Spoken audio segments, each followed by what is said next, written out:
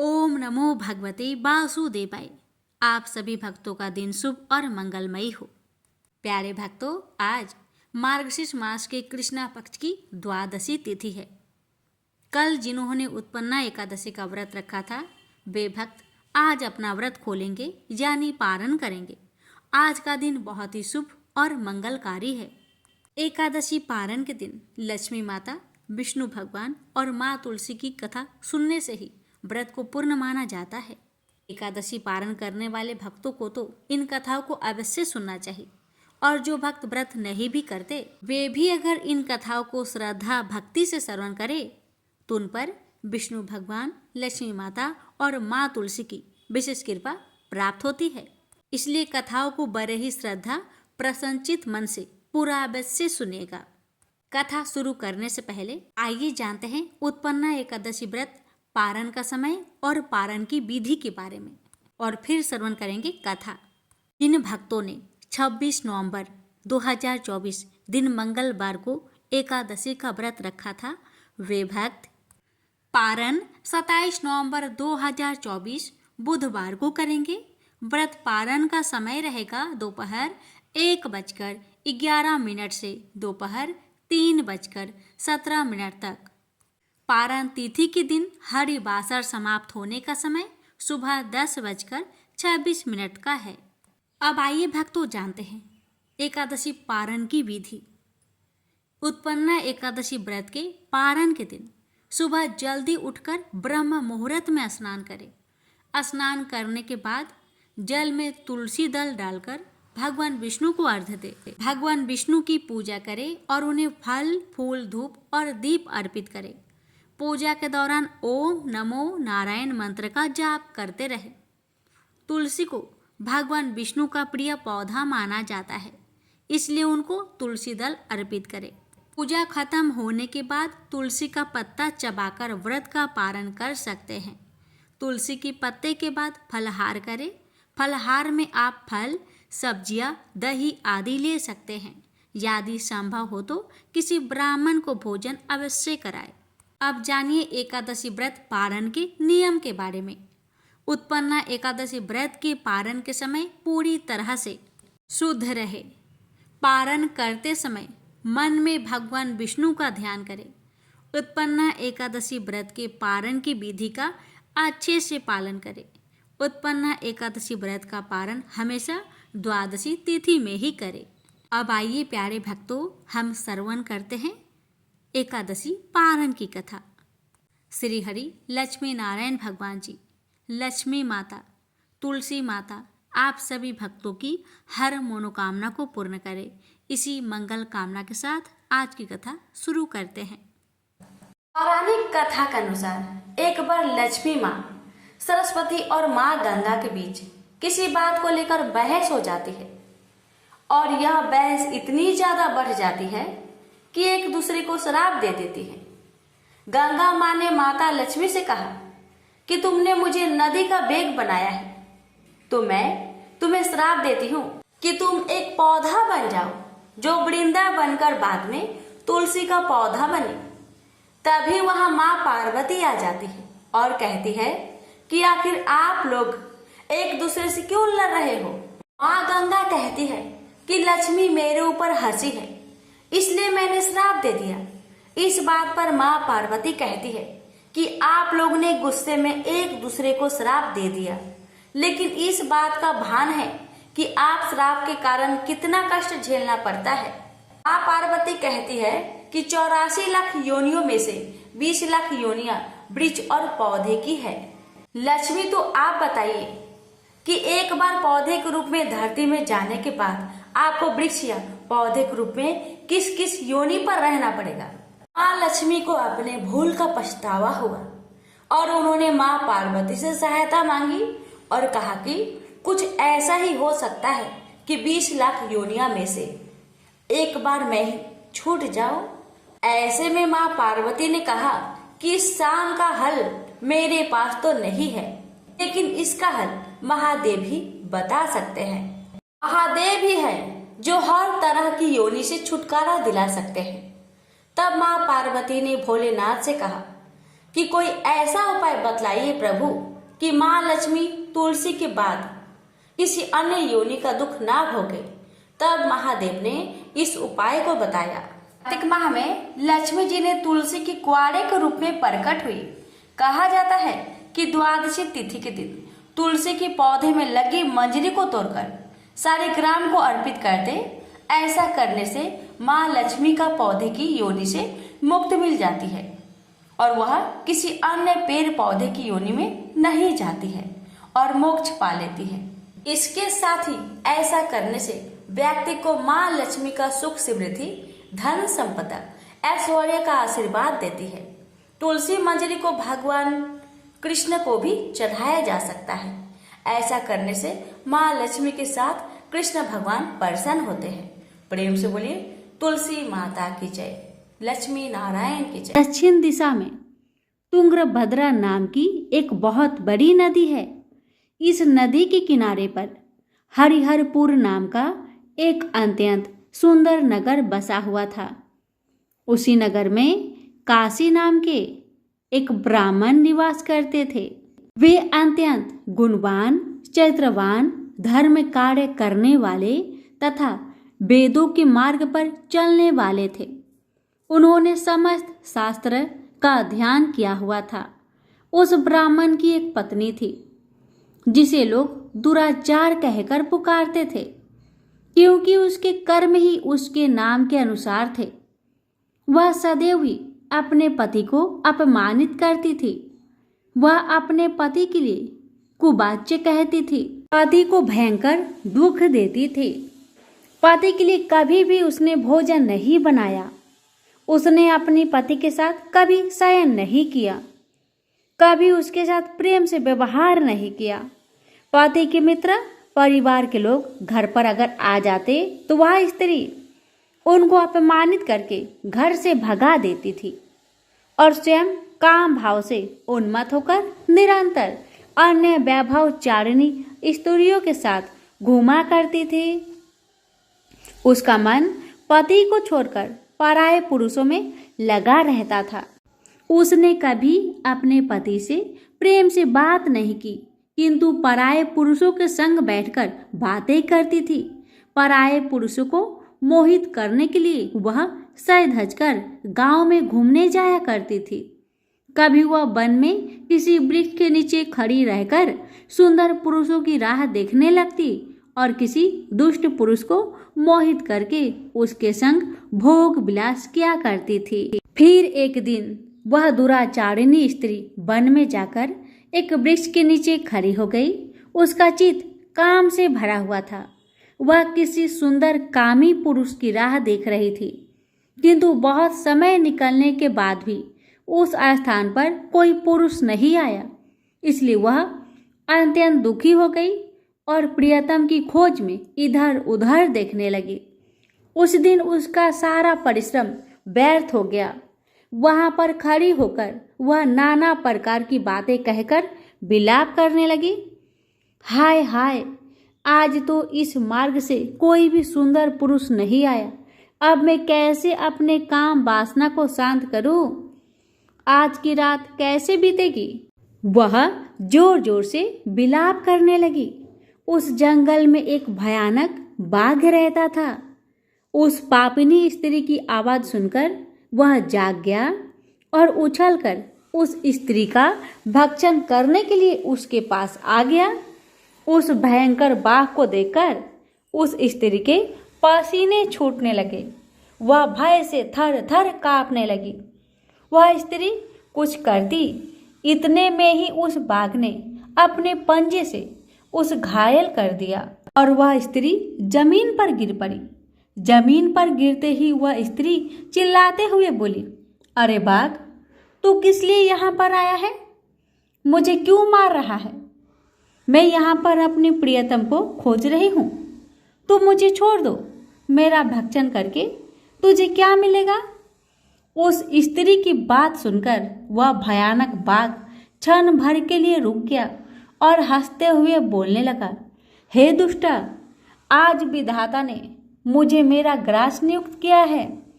तुम जैसी पापनी स्त्रियों का भक्षण करना ही मेरा काम है, तभी मुझे इस शरीर से मुक्ति मिलेगी। वह स्त्री कहने लगी, हे बाघ, तुम कौन हो? मुझे सच सच बताओ, तुम्हें किस कारण से बाघ की योनि में जन्म लेना पड़ा और तुम मुझ जैसी स्त्रियों का भक्षण क्यों करते हो? पहले मुझे सारी बात बताओ और फिर मेरा भक्षण करो। फिर बाघ कहने लगा, हे पापिनी, मैं तुझे मेरे पूर्व जन्म का वृत्तांत सुनाता हूँ, किस कारण से मुझे बाघ बनना पड़ा। पूर्व काल में दक्षिण देश में एक नदी थी। उस नदी के तट पर एक नगर बसी हुई थी। उस नगरी में मैं निवास करता था। मैं एक ब्राह्मण का पुत्र था और नदी किनारे बैठकर यज्ञ आदि कार्य किया करता था।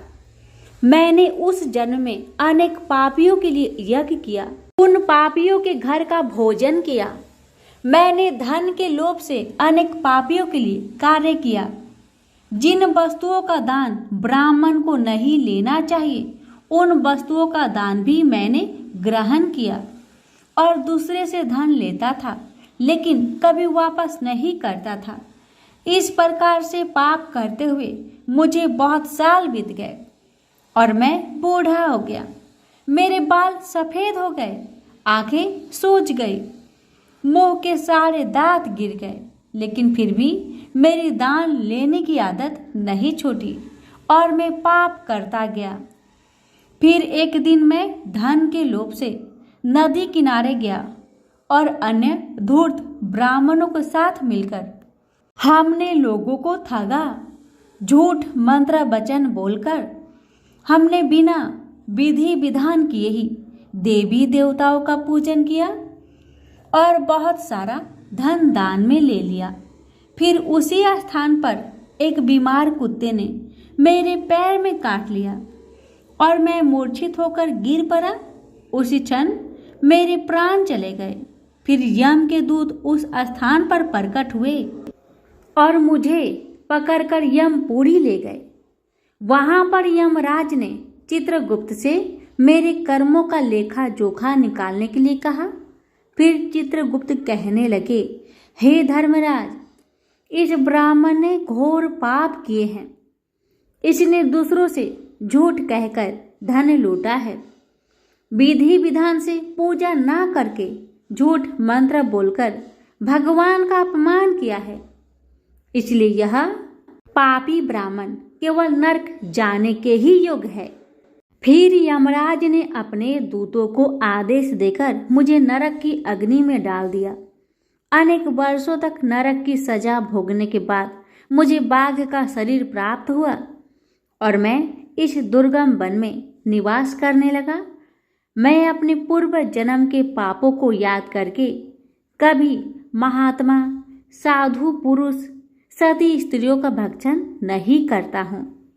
मैं केवल पापी, दुराचारी तथा उल्टा स्त्रियों का ही भक्षण करता हूँ ताकि मुझे पाप से मुक्ति मिल जाए। इस प्रकार से उस बाघ ने अपने पूर्व जन्म का वृत्तांत सुना दिया और उस स्त्री से कहने लगा कि हे पापिनी, तेरे आचरण से तू उल्टा दिखाई पड़ती है। अपने पति को छोड़कर तू इस वन में अन्य पुरुष के साथ भोग विलास करने के लिए आई है, इसलिए आज तू मेरा ग्रास अवश्य बनेगी। इतना कहकर उस बाघ ने अपने तीक्ष्ण नाखून से उस पापी स्त्री के टुकड़े टुकड़े करके उसे खा लिया। फिर उस स्थान पर यम के दूत प्रकट हुए और उस पापनी स्त्री को उठाकर यमपुरी ले गए। वहां पर उसे यमराज के सामने खड़ा किया गया। फिर चित्रगुप्त ने उस स्त्री का लेखा जोखा निकालते हुए यमराज से कहने लगे, हे धर्मराज, यह स्त्री तो अत्यंत पापिनी है। इसने घोर पाप किए हैं। इसने व्यभिचार किया है। इसने अपने पति की कभी सेवा नहीं की। अपने पति को भूलकर पराये पुरुषों के संग भोग विलास किया करती थी। उसके पाप को सुनकर यमराज ने उस स्त्री को अग्नि से भरे हुए कुंडों में डालने का आदेश दिया। अनेक वर्षों तक उसे उस कुंड में पकाया गया, फिर उसे निकालकर दूसरे नरक में डाल दिया गया। इस प्रकार से उसे अनेक वर्षों तक अलग अलग नरकों में डाला गया और नरकों में डालने के बाद वह महापापिनी स्त्री पुनः पृथ्वी लोक पर आकर चंडाल के रूप में उत्पन्न हुई। चंडाल के घर में जन्म लेकर वह फिर से अनेक पाप करने लगी, व्यभिचार करने लगी, अनेक पापी पुरुषों के संग विहार करने लगी। कुछ समय बाद पूर्व जन्म के पापों के कारण उसे कोढ़ का रोग हो गया और वह भयानक पीड़ा सहन करने लगी। उसका हर अंग जलने लगा, उसके नेत्रों में पीड़ा होने लगी। इस दुख को सहन करते हुए वह दिन बिताने लगी। फिर एक दिन वह तीर्थ में स्नान करने के उद्देश्य से अनंतपुरा में चली गई। वहां पर वह एक आश्रम के बाहर निवास करने लगी। वहां उस आश्रम में एक तुलसी का पौधा था। अन्य स्त्रियों को वहां पर तुलसी के पास दीपक जलाते हुए देखकर उस पापी स्त्री ने भी वही किया। उसने तुलसी के पौधे के पास एक दीपक जला दिया। फिर उसी रात हृदय घात से उसकी मृत्यु हो गई और यमराज के दूत उसे लेने जाने के लिए वहां प्रकट हुए। जैसे ही यम के दूत उस पापी स्त्री को पास में बांधकर ले जाने लगे, तभी भगवान विष्णु के 2 पार्षद उस स्थान पर प्रकट हुए और उन्होंने उन दोनों को रोक लिया और कहने लगे, हे दूतों, इस स्त्री को तुम छोड़ दो। यह स्त्री नरक जाने योग्य नहीं है। तुम किसके आदेश से ऐसा अधर्म कर रहे हो? फिर यम के दूत कहने लगे, हे पार्षदों, हम यमराज के आदेश से इस पापी स्त्री को उठाकर ले जा रहे हैं, किंतु आप हमें किस कारण से रोक रहे हैं? यह स्त्री अत्यंत पापी है, इसे नरक में ले जाने की आज्ञा मिली है। फिर पार्षद कहने लगे, हे दूतों, यह स्त्री तो विष्णु भक्त है, यह नरक जाने योग्य नहीं है। इसने शाम को तुलसी के पास दीपक जलाया है, इसी कारण से इसके समस्त पाप नष्ट हो गए हैं। इसलिए अब यह नरक जाने के योग्य नहीं है, यह स्वर्ग जाने की अधिकारी बन चुकी है। पार्षदों की बात सुनकर यमदूतों ने उस स्त्री को उस स्थान पर छोड़ दिया और यमलोक लौट गए।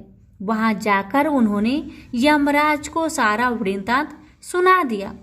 फिर भगवान विष्णु के पार्षद उस स्त्री को दिव्य विमान में बैठाकर स्वर्ग लोक को ले गए। प्रेम से बोलिए विष्णु भगवान जी की जय, माता लक्ष्मी की जय, तुलसी महारानी की जय। एक बार की बात है, देवी सत्यभामा भगवान श्री कृष्ण के पास आती है और उनसे पूछती है, हे भगवान, हे स्वामी, आप नित्य तुलसी को जल देते हैं और देवी रुक्मणी नित्य तुलसी जी के पास दीपक जलाती है। इसके पीछे क्या रहस्य है? मुझे नहीं पता प्रभु, कृपया करके आप तुलसी को जल देने की और तुलसी के पास दीपक जलाने की महत्व सुनाइए। भगवान श्री कृष्ण कहते हैं, हे देवी सत्यभामा, तुमने अत्यंत महत्वपूर्ण प्रश्न किया है। देवी तुलसी लक्ष्मी का ही अवतार है। देवी तुलसी भगवान विष्णु को अत्यंत प्रिय है, इसलिए यह मुझे भी सबसे अधिक प्रिय है।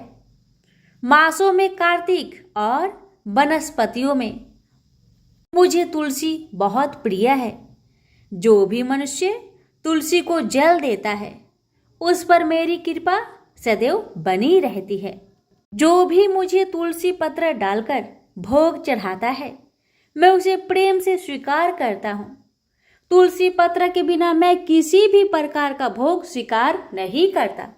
हे देवी, आज मैं तुम्हें तुलसी को जल देने और तुलसी के पास दीपक जलाने का महत्व कथा सुनाता हूँ, इसलिए तुम इस कथा को बड़े ही ध्यान से सुनो। जो भी स्त्री इस कथा को ध्यान से पूरा सुनती है, वह सदा सुहागन रहती है।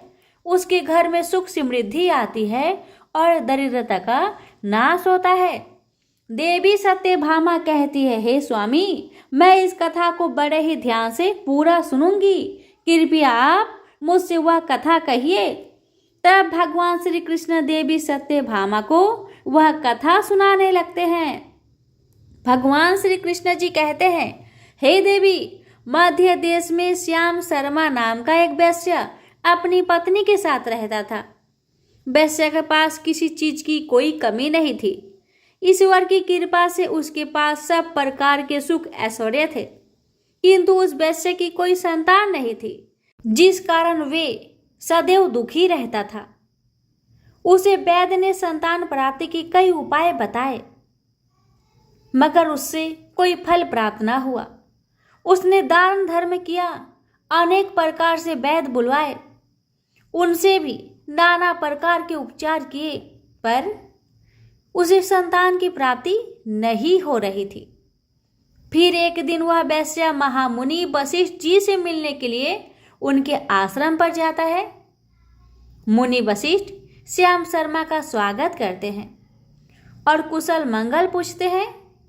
तब वह श्याम शर्मा मुनि वशिष्ठ से कहते हैं, हे मुनिवर, मैं बहुत दुखी हूँ, बहुत परेशान हूँ।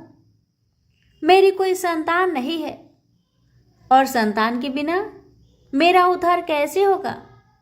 मैंने संतान प्राप्ति के लिए अनेक उपाय किए, दान धर्म किए, किंतु मुझे संतान नहीं हो रही है।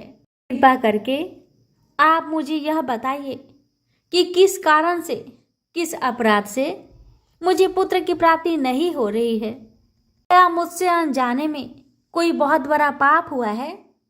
बताइए। तब मुनि वशिष्ठ जी अपनी दिव्य दृष्टि से श्याम शर्मा के पूर्व जन्म के बारे में जान लेते हैं और कहते हैं, हे वत्स, पिछले जन्म में तुम्हारे द्वारा बहुत ही घोर पाप हो गया था। इस कारण से तुम्हें इस जन्म में संतान सुख प्राप्त नहीं हो रहा है। सुनकर श्याम शर्मा बड़ा दुखी हुआ, पर फिर भी श्याम शर्मा कहता है, हे मुनिवर, कृपया मुझे बताइए, पिछले जन्म में मुझसे ऐसा कौन सा पाप हुआ था और उस पाप से मुक्त होने के लिए भी मुझे कौन सा उपाय करना चाहिए? कृपा करके मुझे बताइए। वशिष्ठ जी कहते हैं, हे वत्स, पिछले जन्म में तुमने जो अपराध किया था उसके विषय में सुनो। पिछले जन्म में तुम एक अहंकारी वैश्य थे। तुम्हारा जन्म धनवान कुटुंब में हुआ था। तुमने पिछले जन्म में एक गाय को अत्यंत दुख दिया था। एक दिन एक गाय भूख और प्यास से व्याकुल होकर तुम्हारे द्वार पर आई थी, किंतु तुमने उस गाय को न रोटी खिलाई, न चारा खिलाया और न ही उसे जलपान कराया। तुमने बड़ी ही निर्दयता से उस गाय को अपमानित करके घर से निकाल दिया। उस गाय ने अभी अभी बछड़े को जन्म दिया था और भूख से व्याकुल होने के कारण वह गाय वहीं पर मूर्छित होकर गिर पड़ी और उस दिन वह अपने बछड़े को दूध नहीं पिला पाई। इसलिए इस गाय ने तुम्हें श्राप दे दिया था। इस गाय के श्राप के कारण तुम्हारी ऐसी दुर्दशा हो रही है। उस गाय के श्राप के कारण तुम्हें इस जन्म में संतान नहीं हो पा रही। वशिष्ठ जी की बात सुनकर उसे बड़ा दुख हुआ और वह स्वयं को कोसने लगा और कहने लगा, हाय, मैंने ये क्या कर दिया। एक बेचारी दुखी गौ माता की सेवा नहीं की। मैंने बहुत बड़ा गुनाह किया है और उसी का दंड मुझे भोगना पड़ रहा है। श्याम शर्मा वशिष्ठ जी से कहता है, हे मुनिवर, मुझसे बहुत बड़ा अपराध हुआ है। अब मैं इस पाप का प्रायश्चित कैसे करूं? क्या करूं? कृपया आप ही मुझे मार्गदर्शन दीजिए। मैंने जो पाप किया है उससे मुक्ति का कोई उपाय भी अवश्य होगा। मैं अपना सब कुछ देकर उस पाप का प्रायश्चित करूंगा। कृपया आप ही कोई उपाय बताएं। मुझे संतान प्राप्ति कैसे हो सकती है? बताएं, क्योंकि शास्त्र कहते हैं पुत्र के बिना मनुष्य का उद्धार नहीं हो सकता। तब मुनि वशिष्ठ कहते हैं, हे वत्स, इस पाप का एक ही उपाय है, तुम पुत्र प्राप्ति के लिए पुत्रेष्ट यज्ञ करो। इसी यज्ञ के फलस्वरूप तुम्हें संतान की प्राप्ति होगी। इस यज्ञ को संपन्न करके तुम ब्राह्मण को भोजन कराओ, वस्त्र और गाय का दान करो, तभी तुम्हें इस पाप से मुक्ति मिलेगी। तब श्याम शर्मा वशिष्ठ जी को धन्यवाद देते हुए कहते हैं, हे मुनिवर, आपका कोटि कोटि धन्यवाद। मैं आपके कहे अनुसार अवश्य ही पुत्रेष्ट यज्ञ करूंगा और ब्राह्मणों को गायों का दान करूंगा। इतना कहकर श्याम शर्मा जल्दी से अपने घर को लौट आता है और अपनी पत्नी को सारी बात सुनाता है। फिर वो दोनों ही पुत्रेष्ट यज्ञ की तैयारी करते हैं। अनेक ऋषि मुनियों को निमंत्रण देकर वह श्याम शर्मा पुत्रेष्ट यज्ञ संपन्न करता है और उन ऋषि मुनियों तथा ब्राह्मणों को गाय दान करता है। यज्ञ के संपन्न होने के पश्चात यज्ञ की आग से अग्निदेव प्रकट होते हैं और उस श्याम शर्मा से कहते हैं, हे श्याम शर्मा, आज तुम्हारा यज्ञ सफल हुआ है। तुमने पुत्र प्राप्ति के लिए यह यज्ञ किया था, इसलिए तुम्हें मेरी कृपा से एक पुत्र की प्राप्ति होगी, किंतु तुम्हारे पुत्र की आयु केवल 18 वर्ष की ही होगी और 18 वर्ष समाप्त होने के पश्चात तुम्हारा पुत्र की मृत्यु हो जाएगी। इतना कहकर अग्निदेव अंतर्ध्यान हो जाते हैं। पुत्रेष्ट यज्ञ करके और अग्निदेव से पुत्र का वरदान प्राप्त करके वह श्याम शर्मा बहुत प्रसन्न तो हुआ, किंतु उसे बड़ा दुख भी हुआ। श्याम शर्मा ने सोचा, पुत्र न होने से अच्छा है कम आयु वाला पुत्र ही ठीक है। फिर वह पहले की तरह अपने काम में लगा रहा। कुछ ही दिनों पश्चात उसकी पत्नी ने गर्भ धारण किया। श्याम शर्मा ने पुत्र के जन्म से पूर्व किए जाने वाले सभी संस्कार किया और फिर उसे एक अत्यंत सुंदर पुत्र की प्राप्ति हुई। वह बालक बड़ा ही तेजस्वी दिखाई पड़ रहा था। श्याम शर्मा ने पुत्र के जन्म के बाद किए जाने वाले भी सभी संस्कार किया और पुत्र को गुरुकुल में शिक्षा प्रदान की। श्याम शर्मा का पुत्र जैसे जैसे बड़ा होने लगा, श्याम शर्मा को बहुत अधिक चिंता सताने लगी। फिर जब उसका पुत्र 16 वर्ष का हुआ तो श्याम शर्मा की पत्नी ने उससे कहा, अब हमें अपने पुत्र का विवाह कर देना चाहिए, हमारा पुत्र अब विवाह के योग्य हो गया है। श्याम शर्मा ने कहा, हे प्रिय, विधि के विधान के अनुसार हमारे पुत्र की आयु केवल 18 वर्ष की ही है। 18 वर्ष के पश्चात हमारे पुत्र की मृत्यु हो जाएगी, इसलिए इसका विवाह करके किसी कन्या के जीवन को बर्बाद नहीं करना चाहिए। वह तो 2 वर्षों बाद विधवा हो जाएगी, फिर उसे जीवन में अनेक कष्ट सहन करने पड़ेंगे। लेकिन श्याम शर्मा की पत्नी नहीं मानी। वह अपने पुत्र का विवाह होता देखना चाहती थी। श्याम शर्मा की पत्नी कहती है, हे नाथ, कुछ भी हो, मैं अपनी पुत्र को अविवाहित मरते हुए नहीं देख सकती। हमारे पास किस चीज की कमी है बताइए। हमारी पुत्र वधू इस संपत्ति को प्राप्त करके सुखी जीवन जी सकती है, इसलिए अब आप संकोच ना करें और हमारे पुत्र के लिए सुंदर कन्या की खोज करें।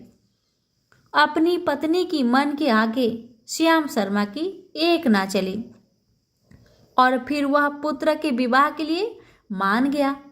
फिर उसने पास की ही नगर में रहने वाले एक अत्यंत गरीब वैश्य की पुत्री के साथ अपने पुत्र का विवाह संपन्न किया। श्याम शर्मा की बहू का नाम सुभद्रा था। वह अत्यंत गुणवान, चरित्रवान और प्रतिव्रता नारी थी। वह अपने पति की मृत्यु के बाद को नहीं जानती थी। सुभद्रा नित्य अपने सास ससुर और अपने पति की सेवा करने लगी। वह सभी के साथ बड़े प्रेम से रहा करती थी, कभी भी बड़ों की आज्ञा का उल्लंघन नहीं करती थी। उसने अपनी मधुर वाणी और कार्य कुशलता से सभी के दिल को जीत लिया था। इस प्रकार से 2 साल बीत गए और फिर वह समय निकट आ गया जब श्याम शर्मा की पुत्र की मृत्यु होने वाली थी। श्याम शर्मा को बड़ा भय लगने लगा। फिर एक दिन उसने अपनी बहू को बुलाया और कहा, बहू, मुझे माफ कर दो, बहू, मुझे माफ कर दो। बहू कहने लगी, हे पिताश्री, आप मुझसे क्षमा क्यों मांग रहे हैं? तब श्याम शर्मा ने कहा, मैंने तुम्हारे साथ बड़ा अन्याय किया है। सुभद्रा ने कहा, हे ससुर जी, आप ऐसा क्यों कह रहे हैं? आप मुझसे क्षमा मांगकर मुझे लज्जित ना कीजिए। मैं आपसे छोटी हूँ, आपकी पुत्री के समान हूँ। कृपया आप संकोच ना करते हुए आपके मन में जो भी बात हो मुझसे कहिए। मैं आपकी आज्ञा का पालन अवश्य करूंगी। फिर श्याम शर्मा कहने लगा, हे पुत्री, तुम कल्याणी हो, तुम एक महान पतिव्रता हो, किंतु मेरे पुत्र के साथ तुम्हारा विवाह होने से पूर्व मैंने तुमसे एक बात छुपाई है। हमें पुत्र की प्राप्ति पुत्रेष्ठ यज्ञ करने के बाद हुई थी और अग्निदेव ने हमें यह कहते हुए पुत्र प्राप्ति का आशीर्वाद दिया था कि हमारे पुत्र की आयु केवल 18 वर्ष की होगी। 18 वर्ष के बाद हमारे पुत्र की मृत्यु हो जाएगी। अपने ससुर की बात सुनकर सुभद्रा ने कहा, हे ससुर जी, बस इतनी सी बात, आप चिंता न कीजिए। मैं आपको वचन देती हूँ कि आपकी पुत्रवधू मैं कभी विधवा नहीं होगी। आपके पुत्र के प्राणों की रक्षा करूंगी। आप बस मुझे एक दीपक, जल का घड़ा और एक गाय ला कर दीजिए। मेरे पति के प्राणों की रक्षा इन्हीं से होगी। सुभद्रा की बात सुनकर श्याम शर्मा को बड़ा आनंद हुआ और वह कहने लगा, हे बहू, जैसी तुम्हारी इच्छा, मैं तुम्हें वह सब लाकर देता हूँ। इतना कहकर श्याम शर्मा ने अपने बहू को वह तीनों चीज लाकर दी। फिर जब वह दिन निकट आया जिस दिन सुभद्रा के पति की मृत्यु होने वाली थी, उस दिन सुभद्रा ने सुबह उठते ही तुलसी जी को जल चढ़ाया और तुलसी जी को प्रणाम करते हुए पौधे पर एक चुनरी बांध दी और तुलसी माता से प्रार्थना करने लगी, हे माँ, मैं आपको चुनरी चढ़ा रही हूँ। कृपया अब आप ही मेरे सुहाग की रक्षा कीजिए। फिर सुबह के समय यमराज का एक दूत श्याम शर्मा के पुत्र के प्राण लेने के लिए आया। जैसे ही वह घर में प्रवेश करने लगा, तब तुलसी की पौधे ने उसे रोक दिया और कहा, हे यमदूत, इस घर में निवास करने वाली बहू ने मुझे चुनरी चढ़ाई है और इसलिए अब मैं उसके सुहाग की रक्षा कर रही हूँ। तुम इसके घर में प्रवेश नहीं कर सकते। इतना कहकर तुलसी जी ने यमराज के उस दूत को घर में जाने से रोक दिया। वह दूत भयभीत होकर सुभद्रा के पति के प्राण लिए बगैर ही यमपुरी लौट गया। यमपुरी में जाकर उसने यमराज से कहा, हे धर्मराज, मैं धरती लोक पर एक पुरुष के प्राण लेने के लिए गया था, किंतु तुलसी जी के पौधे ने मेरा रास्ता रोक लिया। उस तुलसी जी के पौधे के कारण मैं घर में प्रवेश नहीं कर पा रहा था। इस बात पर यमराज को बड़ा क्रोध आया। फिर उन्होंने अन्य 2 दूतों को बुलाया और कहा, अब तुम शाम के समय सुभद्रा के घर जाओ। जब तुलसी का पौधा सो रहा होगा, तुम उसके पति के प्राण लेकर यमलोक में चले आना।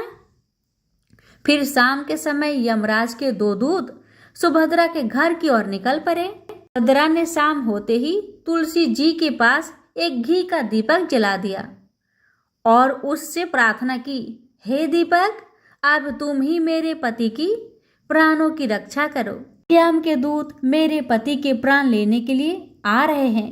अब तो फिर शाम हो गई। तुलसी जी का पौधा सो गया और यमराज के 2 दूत सुभद्रा के घर के सामने आकर खड़े हो गए और सोचने लगे, अब तो इस मनुष्य के प्राण लेकर ही यमपुरी में लौटेंगे। जैसे ही यम के दूत सुभद्रा के घर में प्रवेश करने लगे, तुलसी जी के पास लगाए हुए दीपक ने उनका रास्ता रोक दिया और कहा, हे दूतों, तुम अब इस सुभद्रा के पति के प्राण नहीं ले जा सकते। उस स्त्री ने मुझे प्रज्वलित करके, यानी दीपक को प्रज्वलित करके अपने पति की प्राणों की रक्षा करने की प्रार्थना की है, इसलिए अब मैं उसके पति की प्राणों की रक्षा कर रहा हूँ। इसलिए तुम आज उसके पति के प्राण नहीं ले जा सकते। तुम यहीं से लौट जाओ, नहीं तो मैं सब कुछ जलाकर भस्म कर दूंगी और मेरी अग्नि में तुम दोनों भी जलकर भस्म हो जाओगे। उस पर दीपक की बात सुनकर यमराज के दूत भयभीत हो गए और फिर यमपुरी लौट गए। वहां पर जाकर उन्होंने यमराज जी को सारा वृत्तांत सुनाते हुए कहा, हे यमराज, आपकी आज्ञा का पालन करते हुए हम दोनों शाम के समय उस पुरुष के प्राण लेने के लिए गए थे, किंतु तुलसी जी के पास लगाए हुए दीपक ने हमारा रास्ता रोक दिया, इसलिए हम खाली हाथ ही वापस आ गए। यह सुनकर यमराज भगवान को बड़ा क्रोध आ गया। फिर उन्होंने अन्य 4 दूतों को बुलाया और कहा, अब तुम सुबह उस सुभद्रा के जागने से पहले ही जाओ और उसके पति के प्राण लेकर आओ। यमराज जी की आज्ञा पाकर दूत सुबह सुभद्रा के घर की तरफ जाने लगे, लेकिन इधर सुभद्रा ने रात को ही घर के दरवाजे के सामने जल से भरा हुआ लोटा रख दिया और उससे प्रार्थना की कि मेरे पति की रक्षा कीजिए, यम के दूत मेरे पति के प्राण लेने के लिए आ रहे हैं, अब आप ही मेरे सुहाग की रक्षा कर सकते हैं। इतना कहकर वह सुभद्रा सोने के लिए चली गई। इधर यम के दूत सुबह सुभद्रा के जागने से ही पहले उसके घर पर पहुंच गए। जैसे ही वह घर के अंदर प्रवेश करने लगे, तब उस लोटे के अंदर से भरे हुए जल ने कहा, तुम रुक जाओ, अब तुम इस घर में प्रवेश नहीं कर सकते। यह घर अब मेरी सुरक्षा में है। मैं सुभद्रा की पति के प्राण तुम्हें लेकर नहीं जाने दूंगा। अगर तुमने इस घर में प्रवेश किया तो मैं नरक की अग्नि को बुझा दूंगा, इससे सारा नरक लोक डूब जाएगा। यह सुनकर यमराज जी के दूत घबरा गए और एक दूसरे की तरफ देखकर उस स्थान से भाग गए। वे सभी यम के दूत यमराज जी के पास लौट गए और उनसे कहने लगे, हे धर्मराज जी, आपकी आज्ञा का पालन करने के लिए हम चारों सुबह सुभद्रा के जागने से पहले ही उसके पति के प्राण लेने के लिए पहुंच गए थे, किंतु सुभद्रा के घर के बाहर रखे हुए जल के लोटे ने हमारा मार्ग रोक लिया और इसी कारण से हम उसके घर में प्रवेश नहीं कर सके। अब यमराज को बहुत ही अधिक क्रोध आ गया। इस बार उन्होंने 8 यमदूतों को बुलाया और कहा, हे यमदूतों, अब जल्दी से जाओ और बलपूर्वक उस मनुष्य के प्राण खींचकर यमलोक में लेकर आओ। अंत दिया था और गौ माता से विनती की, हे गौ माता, आज यमदूत मेरे पति के प्राण लेने के लिए आ रहे हैं, अब आप ही मेरे सुहाग की रक्षा कीजिए, आप ही कर सकते हैं। हे गौ माता, मैं आपकी शरण में आई हूँ, कृपया मुझे विधवा होने से बचा लीजिए। उस गाय ने कहा, हे पुत्री, तुम चिंता मत करो, तुम्हारे पति की प्राणों की रक्षा स्वयं मैं करूंगी। मेरे होते हुए यम के दूत तुम्हारे घर में प्रवेश नहीं कर पाएंगे, इसलिए तुम चिंता से मुक्त होकर अपने पति की सेवा करो। फिर जैसे ही वे यमदूत घर के अंदर प्रवेश करने के लिए आगे बढ़ते हैं, तब वह गाय उन्हें रोक देती है और कहती है, इस घर में तुम लोग प्रवेश नहीं कर सकते, इस घर की रक्षा मैं कर रही हूँ। मेरे रहते कोई भी इस घर के अंदर प्रवेश नहीं कर सकता। यदि तुमने घर के अंदर प्रवेश करने का कोशिश किया तो मैं तुम सभी को श्राप दे दूंगी। अगर तुम्हें इस घर के अंदर प्रवेश करना है तो पहले मेरे प्राण लेने पड़ेंगे और तुम सभी को गौ हत्या का पाप लगेगा, जिसका कोई प्रायश्चित नहीं है। वहां पर उपस्थित सभी यमदूत गाय माता की श्राप देने वाली बात को सुनकर भयभीत हो गए। वे जानते थे कि गाय के द्वारा दिए गए श्राप से कोई मुक्त नहीं कर सकता और गौ हत्या तो संसार का सबसे बड़ा अपराध है, महापाप है, जिसका कोई भी प्रायश्चित नहीं है। इसलिए वे सभी वहां से खाली हाथ लौटकर यमराज जी के पास चले गए। यमपुरी में जाकर उन यमदूतों ने यमराज को सारा वृत्तांत सुनाते हुए कहा, हे धर्मराज जी, उस सुभद्रा के पति की प्राणों की रक्षा एक गाय माता कर रही है। उस गाय ने हमें श्राप देने की बात कही है, इसलिए हम सभी डरकर आपके पास लौट आए हैं। हम में गाय का सामना करने की शक्ति नहीं है। उन यमदूतों की बात सुनकर यमराज आग बबूला हो गए और स्वयं भैंस पर सवार होकर स्वयं पृथ्वी लोक की ओर निकल पड़े। अब आके होता है ये, यमराज जी अपने भैंस पर सवार होकर उस सुभद्रा के घर के पास चले आते हैं। यमराज को अपने घर के सामने खड़ा हुआ देखकर सुभद्रा भयभीत हो गई और जल्दी से आकर यमराज जी के चरण स्पर्श करके उन्हें नमस्कार करती है और उनकी स्तुति करने लगी। हे यमराज, आप तो तीनों लोकों के प्राणियों पर कृपा करने वाले महान देवता है। इस संसार के समस्त प्राणियों के पाप और पुण्य का लेखा जोखा आप अपने पास रखते हैं। हे न्याय के देवता धर्मराज जी, मैं सत्य धर्म का पालन करने वाली पतिव्रता स्त्री हूँ। मैं आपको बारंबार नमस्कार करती हूँ। कृपया मुझे आशीर्वाद दीजिए। सुभद्रा के द्वारा की गई स्तुति से यमराज बहुत प्रसन्न हो जाते हैं और उसे अनजाने में ही सदा सुहागन रहो ऐसा कहकर आशीर्वाद देते हैं। फिर जब यमराज सुभद्रा के पति के प्राण ले जाने के लिए आगे बढ़ते हैं तो सुभद्रा कहती है, हे धर्मराज, आपने अभी मुझे सदा सुहागन रहने का आशीर्वाद दिया है और अब आप मेरे पति के प्राण ले जा रहे हैं। इससे तो आपका आशीर्वाद झूठा साबित हो जाएगा। यह सुनकर धर्मराज जी रुक जाते हैं और सुभद्रा की ओर देखकर मुस्कुराने लगते हैं। सुभद्रा के निर्मल हृदय और अपने पति के प्रति समर्पण भाव को देखकर यमराज अत्यंत प्रसन्न होते हैं।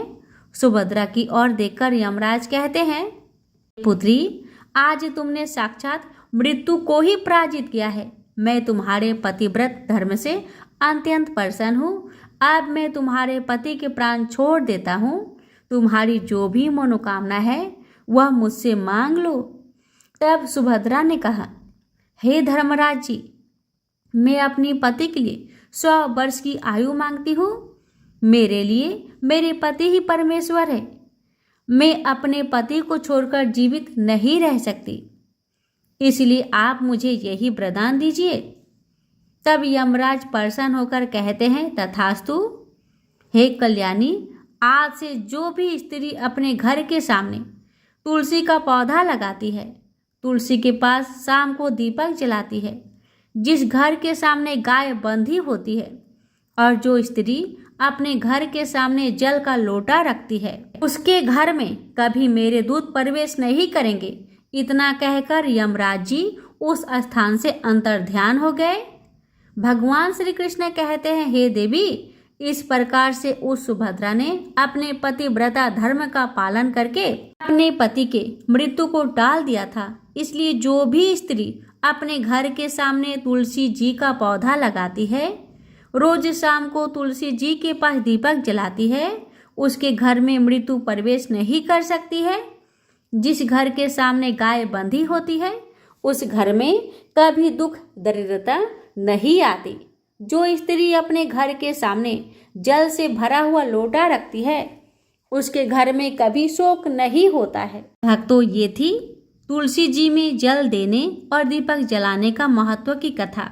ये भगवान श्री कृष्ण ने देवी सत्यभामा को सुनाए। प्रेम से बोलिए हरे कृष्णा। सुनिए माँ तुलसी की आरती। जय जय तुलसी माता, मैया जय तुलसी माता, सब जग की सुखदाता, सबकी बरमाता।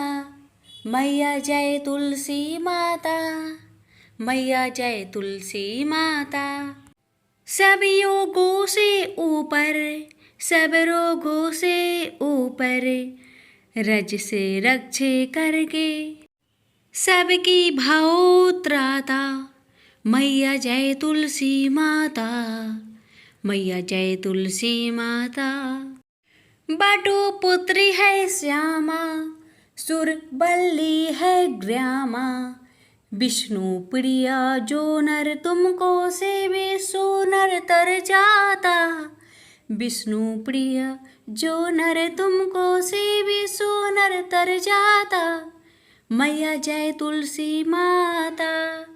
लेकर जन्म विजन्मे आई दिव्य भवन में, लेकर जन्म विजन्मे आई दिव्य भवन में। मानव लोक तुम ही से सुख संपत्ति पाता, मानव लोक तुम ही से सुख संपत्ति पाता। मैया जय तुलसी माता, मैया जय तुलसी माता। हरि को तुम अति प्यारी, श्याम वर्ण सुकुमारी। हरि को तुम अति प्यारी, श्याम वर्ण सुकुमारी। प्रेम अजब है उनका तुमसे कैसा नाता, प्रेम अजब है उनका तुमसे कैसा नाता। हमारी विपट हरो तुम, कृपा करो माता। मैया जय तुलसी माता, जय तुलसी माता। मैया जय तुलसी माता, जय तुलसी माता। मैया जय तुलसी माता। सब जग की सुख दाता, सबकी बरमाता। मैया जय तुलसी माता, मैया जय तुलसी माता।